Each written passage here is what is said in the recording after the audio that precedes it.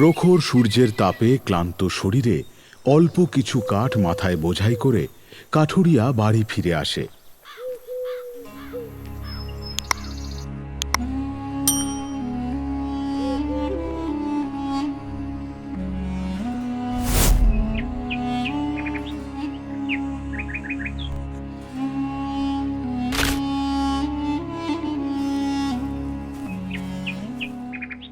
সারস বউ, একটু জল দিয়ে যাও। ও, তুমি এসে গেছো? বসো, আসছি। সারসবউ এক ঘটি জল নিয়ে কাঠুরিয়ার কাছে আসে। জলের ঘটিখানা কাঠুরিয়ার হাতে তুলে দিয়েই কাঠের বোঝাটার দিকে তাকিয়ে সে বলে,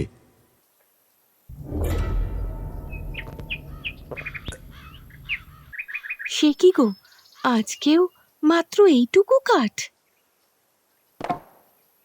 সারা জঙ্গলে তন্ন তন্ন করে খুঁজে এইটুকুনি শুকনো গাছের কাঠ পেলাম। জঙ্গলে যে আর একটাও শুকনো গাছ নেই, তাই যা পেলাম তাই নিয়ে এলাম। কি আর করব? হ্যাঁ গো, এই কাঠ বিক্রি করে আর কত টাকাই বা পাবে? এই দিয়ে কি সংসার চলবে? সেটাই তো, আমিও তো সেই কথাই ভাবছি, কি যে করি। আচ্ছা, জঙ্গলে তো অনেক কাঁচা গাছ আছে, সেই গাছগুলো কেটে নিয়ে এসে শুকোলেই তো হয়। না সারস বউ, এই কাজ আমি করতে পারবো না। খাবার না খেয়েও তুমি দুবেলা বাঁচতে পারবে, কিন্তু গাছ না থাকলে এই পৃথিবীর কোনো মানুষই বাঁচতে পারবে না। গাছের যে ভীষণ প্রয়োজন, কিন্তু এটা জানার পরেও বেশ কিছু লোভী মানুষ যারা গাছ কেটে ধ্বংস করে মুনাফা লাভ করে চলেছে, তারা এটা বুঝতে পারছে না যে তারা নিজেরাই নিজেদের ক্ষতি করছে। হ্যাঁ গো, সে তো আমি জানি, কিন্তু সংসারের কথা ভেবে তুমি চিন্তা করো না সারস বউ, আমি সবটা সামলে নেব। দরকার পড়লে আমি উত্তরের পাহাড় পেরিয়ে অন্য জঙ্গলে যাব, দ্বিগুণ পরিশ্রম করব। কোথাও না কোথাও ঠিক শুকনো গাছের কাঠ পেয়েই যাব, তুমি দেখো। তাই যেন হয় গো, তাই যেন হয়।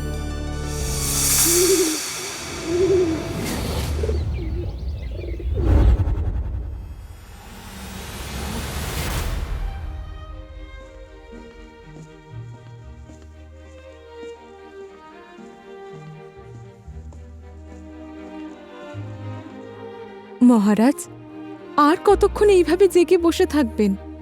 সারা রাত ঘুমাননি, পায়চারি করেছেন, এত বেলা হয়ে গেল, এখনো জেগে বসে আছেন। একটু তো ঘুমান। কিন্তু রানী, আমার যে ঘুমই আসছে না, আমি কি করব?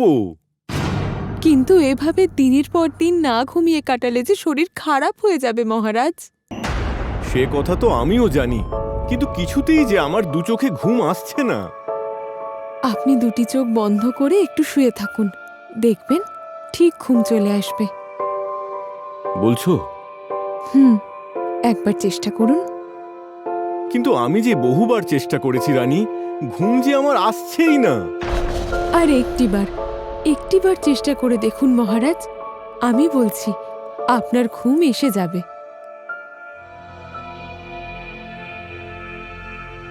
রাজা মহেন্দ্র প্রতাপ ছিলেন উত্তরের রাজ্যের রাজা। রাজার শাসনে রাজ্যের প্রজাদের কোনো দুঃখ, কোনো কষ্ট ছিল না। কিন্তু কিছুদিন যাবৎ রাজা মহেন্দ্র প্রতাপের দু চোখের ঘুম হঠাৎই যেন কোথাও উড়ে যায়। কিছুতেই তার চোখে ঘুম আসে না। কত হাকিম এলো, কত বৈদ্য এলো, কিন্তু রাজার চোখের ঘুম কেউ আনতে পারল না। আর রাজার এই সমস্যারও কোনো সুরাহা হল না।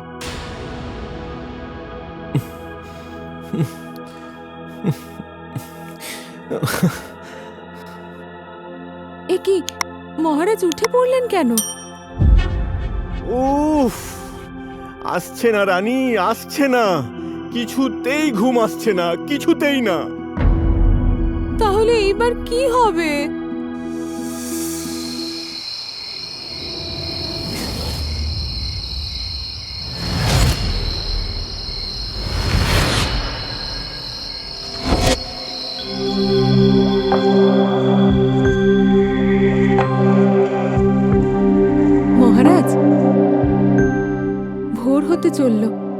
কতক্ষণ এইভাবে পায়চারি করবেন?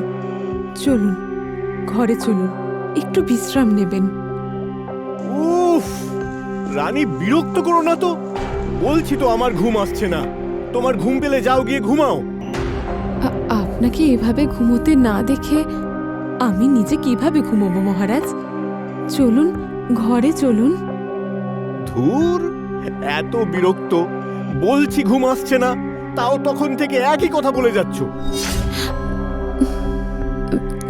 না, মানে আমি বলছিলাম একবার চেষ্টা তো করে দেখতেন, কতক্ষণ এইভাবে পায়চারি করবেন। আরে রানী, বুঝছো না কেন? ঘুম আসলে কি আমি এইভাবে পায়চারি করতাম? তোমার ঘুম পেলে যাও, গিয়ে ঘুমাও। মহারাজ, এইভাবে যে আপনার শরীর খারাপ হয়ে যাবে। ধুর, এত কথা, থাকবই না আর এখানে। রাজা বিরক্ত হয়ে সেখান থেকে চলে যায়। মহারাজ, মহারাজ, এত ভোরবেলা আপনি কোথায় যাচ্ছেন? যেদিকে দু চোখ যায় সেদিকেই যাব। আমাকে একদম আটকাবে না রানী, এই আমার মাথার দিব্যি রইল। যাবেন না মহারাজ, যাবেন না। শুনুন, আমার কথাটা শুনুন। মহারাজ মহেন্দ্র প্রতাপ রাজবাড়ির সদর দরজা দিয়ে বেরিয়ে যায়।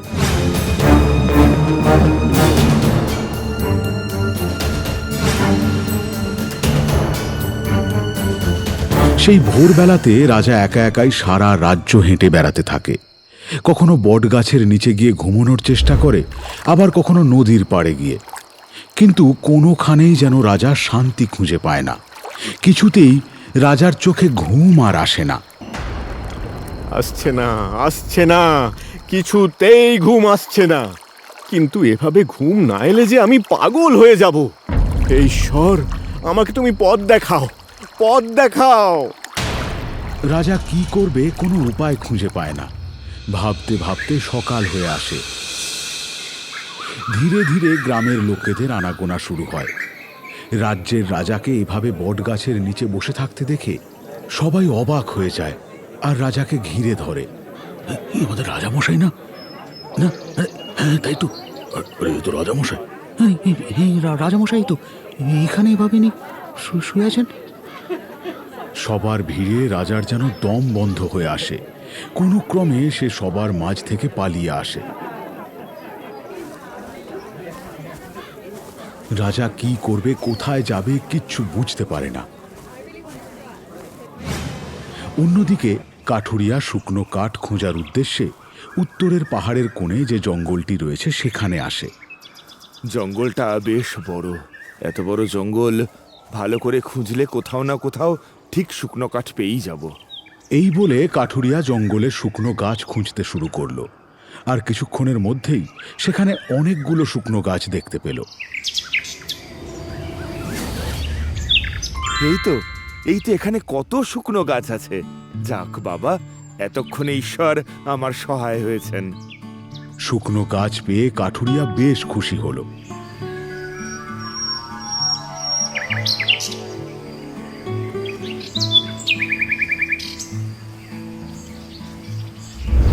আর সেই শুকনো গাছের ডালপালা কাটতে শুরু করলো।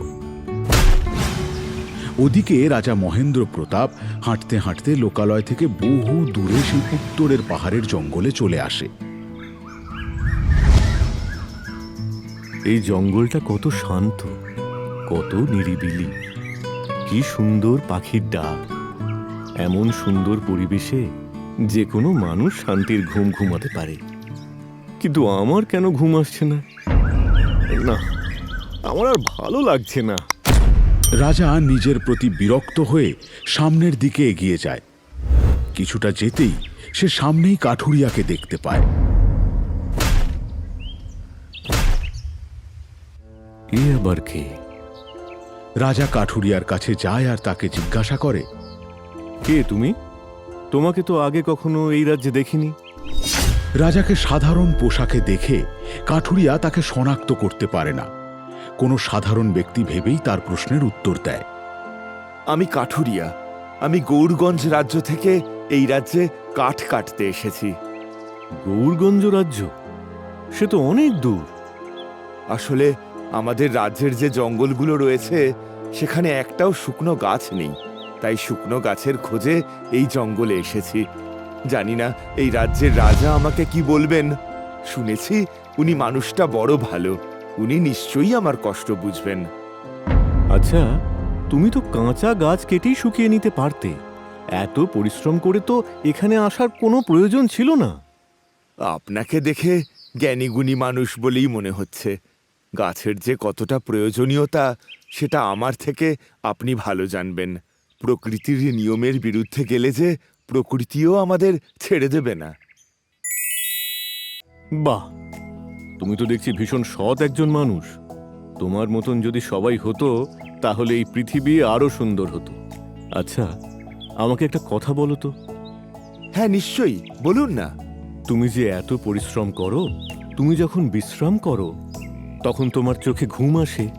হ্যাঁ, ঘুম আসবে না কেন?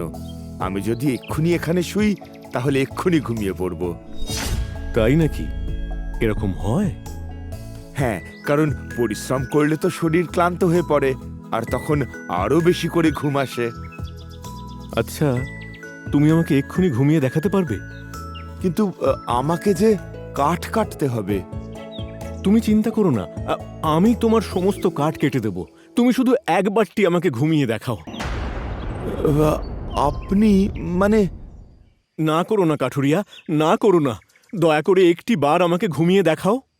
বেশ, আপনি যখন চাইছেন তখন তাই হোক। এই বলে কাঠুরিয়া কুড়ুলটি রেখে মাটিতে শুয়ে পড়ে। আর কিছুক্ষণের মধ্যেই তার চোখে ঘুম নেমে আসে। মুহূর্তের মধ্যে কাঠুরিয়াকে ঘুমাতে দেখে রাজা মহেন্দ্র প্রতাপ অবাক হয়ে যান। কি আশ্চর্য! এক মুহূর্তের মধ্যে ঘুমিয়েও পড়ল। তবে কি পরিশ্রমের ফলেই ঘুম আসে? ঠিক আছে, আমিও পরিশ্রম করব। আমিও দেখতে চাই সত্যি কি পরিশ্রম করলে ঘুম আসে। এরপর রাজা কাঠুরিয়ার কুড়ুলটি নিয়ে কাঠ কাটতে শুরু করে।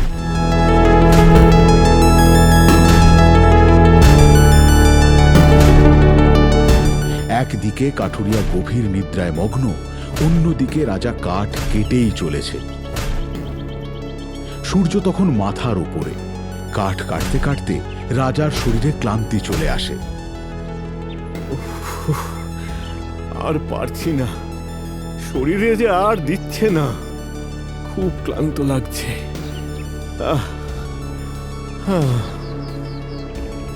এরপর রাজা কুড়ুলটি রেখে মাটিতে বসে পড়ে। আর মুহূর্তের মধ্যে তার শরীরে ঘুম চলে আসে।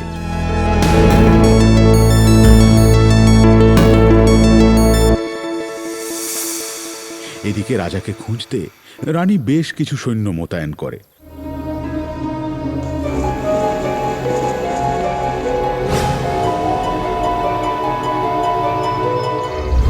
সৈন্যরা সারা রাজ্যে কোথাও রাজাকে খুঁজে পায় না।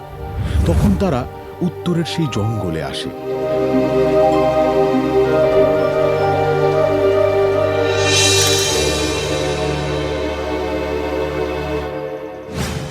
আর রাজা ও কাঠুরিয়া দুজনকে ঘুমন্ত অবস্থায় দেখতে পায়। সৈন্যরা রাজাকে ঘুমন্ত অবস্থায় দেখে ভাবল যে রাজার পাশে শুয়ে থাকা লোকটি হয়তো রাজার কোনো ক্ষতি করেছে। তাই তারা দৌড়ে রাজার কাছে যায় আর রাজাকে জাগিয়ে তোলার চেষ্টা করে। মহারাজ, মহারাজ, মহারাজ, কি হয়েছে আপনার? মহারাজ, উঠুন। সৈন্যদের ডাকে রাজা মহেন্দ্র প্রতাপের ঘুম ভেঙে যায়। আরে তোমরা এখানে? হ্যাঁ মহারাজ, আপনার খোঁজ করতে আমাদেরকে রানীমা পাঠিয়েছেন। মহারাজ, ওই লোকটা কি আপনার কোনো ক্ষতি করেছে? আপনি কি ওই জন্যই ঘুমিয়ে পড়েছিলেন? আপনি কোনো চিন্তা করবেন না মহারাজ, আমরা এক্ষুনি ওকে বন্দি করছি। আরে দাঁড়াও দাঁড়াও, কেউ ওর গায়ে হাত দেবে না। কি বলছেন মহারাজ? হ্যাঁ, ঠিকই বলেছি। আজ অনেক দিন পর আমি একমাত্র এই মানুষটার জন্য একটু ঘুমোতে পারলাম। ওকে কেউ বিরক্ত করবে না।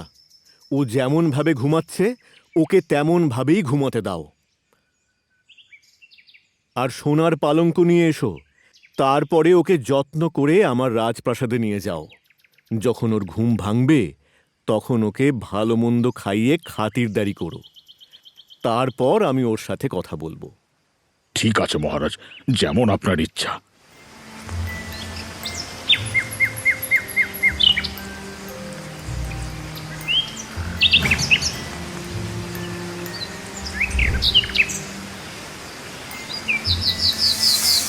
মহারাজের কথা মতো সৈন্যরা সোনার পালঙ্ক করে ঘুমন্ত কাঠুরিয়াকে নিয়ে রাজবাড়িতে পৌঁছায়।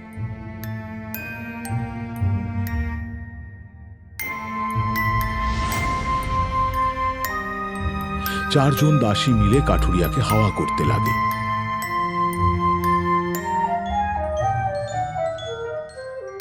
বেশ কিছুক্ষণ পর কাঠুরিয়ার ঘুম ভাঙে, আর ঘুম ভেঙেই সে দেখতে পায় সোনার পালঙ্কে এক সুন্দর রাজবাড়িতে শুয়ে আছে সে, আর তার সামনে সাজানো প্রচুর লোভনীয় খাবার। এইসব দেখে কাঠুরিয়া অবাক হয়ে যায়। এ কি, আমি কোথায়?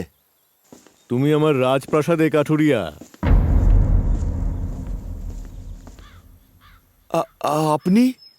আমি মহেন্দ্র প্রতাপ, এই উত্তরের রাজ্যের রাজা। ক্ষমা করবেন মহারাজ, আমি আপনাকে চিনতে পারিনি। না না কাঠুরিয়া, তুমি ক্ষমা চেয়ে আমাকে ছোট করো না। আমি যে বেশে ছিলাম সেই বেশে না চেনারই কথা। কাঠুরিয়া, তোমাকে যে আমি কি বলে ধন্যবাদ দেব? কেন মহারাজ, ধন্যবাদ কেন জানাচ্ছেন? কাঠুরিয়া, বহুদিন ধরে আমার চোখে ঘুম ছিল না। কত বৈদ্য এলো, কত হাকিম এলো, কিন্তু কেউই আমার চোখে ঘুম আনতে পারল না। তবে তুমি পেরেছ, তুমি আমার চোখে ঘুম এনে দিয়েছ। কিন্তু আমি তো কিছুই করিনি মহারাজ। তুমি আমায় পথ দেখিয়েছ। এরপর রাজা কাঠুরিয়াকে সমস্ত কথা জানায়।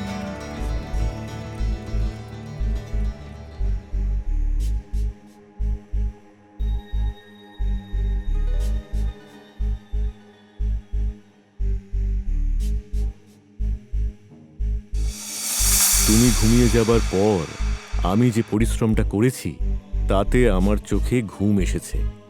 এর জন্য আমি তোমার কাছে কৃতজ্ঞ। আমি বুঝতে পেরেছি পরিশ্রম করলেই শান্তির খোঁজ মেলে।